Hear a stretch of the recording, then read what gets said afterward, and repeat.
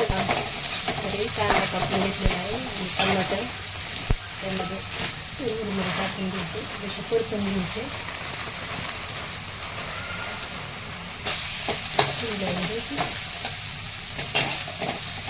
तेल पण नाही असं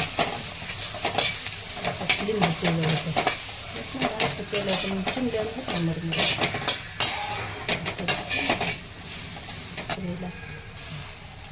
थोडीशी चटणी टाकून घ्यायचं, थोडं मीठ आणि थोडं लिंबू टाकून घ्यायचं.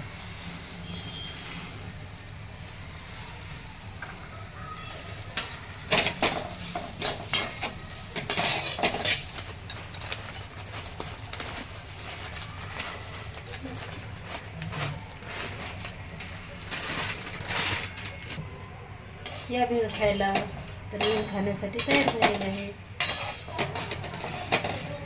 ते साधी आणि सोपी भेळ केलेली आहे. चवीनुसार हे चिंच पाणी केलेलं आहे ते टाकून घ्यायचं. थोडंसं आंबूसपणा येण्यासाठी लिंबू बी पिळालं आहे आणि थोडंसं चिंच पाणी करून घेतलं.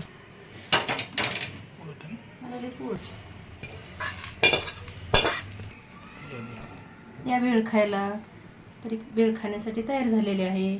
साध्या सोप्या पद्धतीने केलेली आहे तरी भेळ खाण्यासाठी तयार झाली. व्हिडिओ जर आवडला तर लाईक करा.